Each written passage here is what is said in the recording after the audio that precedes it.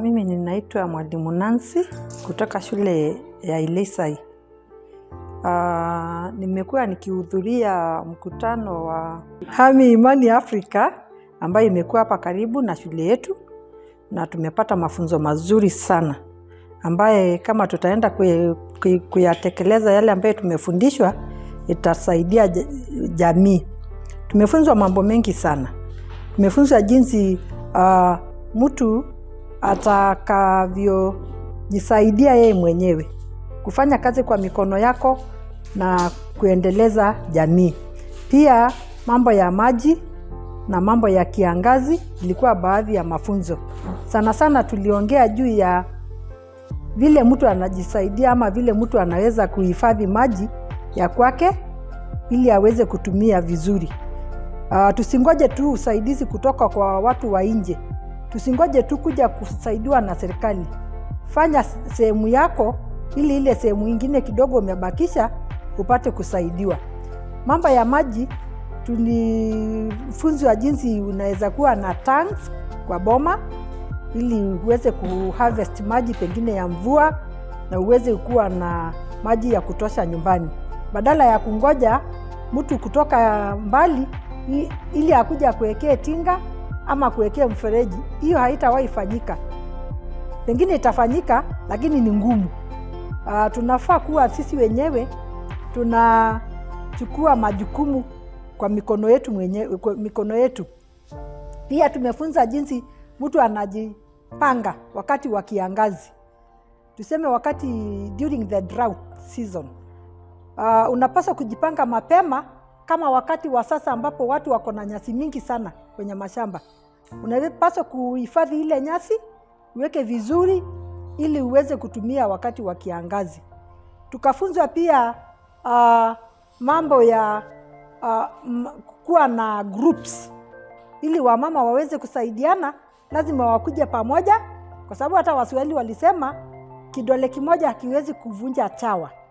So wamama wakuje pamoja waweze kusaidiana ili wajisaidie wao wenyewe. Mambo ya mabarabara, kwa sababu watu walitaja mambo mengi sana, kwa sababu tunajua kuna mambo mengi ambayo tunapitia kama community. Watu walitaja kama barabara, wakataja kama hospitali, lakini kwa zile ambayo haiwezekani kwa mtu binafsi tunaachia serikali yetu itufanyie. Lakini kwa yale ambayo tunaweza kufanya na sisi tufanye kwa mikono yetu. Mambo ya education, mambo ya masomo ya watoto pia tumeelezewa. Tupeleke watoto wetu shuleni, tuache kuweka watoto nyumbani. Watu wapeleke watoto shuleni ili hii elimu ambayo watoto watapata wakuje kuendeleza, ili community yetu ipate kuwa juu, ama ili community yetu ipate maarifa ya kufanya mambo kama yale ambayo tumefundishwa. Tumefunzwa pia mambo ya neno la Mungu. Tumefunza katika 1 Thessalonians chapter 4 verse 11 and 12 ambapo tumeambiwa mtu anaweza kuwa amenyamaza tu lakini ako na mambo yake mazuri ambaye anafikiria. Tusiwe watu tu wa kulala, tusiwe watu wa kurandaranda. Mtu akae kwake afanye mambo ya kwake ili Mungu akubariki. Tulipomaliza tulikuja tukapewa chakula mzuri sana ambaye imechanganywa. Hauendi kuweka chochote. Iko na all ingredients. Iko na kila kitu. Tukaambiwa twende tukakule na tumefurahi sana. Tumeshukuru Imani Afrika. Mungu awabariki.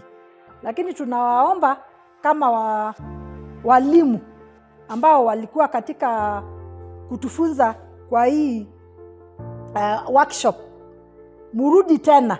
Tunawakaribisha tena mkuje mtufunze kwa sababu tumependa sana hiyo masomo.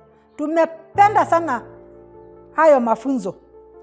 Mkuje tena mtufunze, na ningeomba pia mfike pale shuleni mkuje mfunze watoto wetu kwa sababu hata watoto wanahitaji masomo.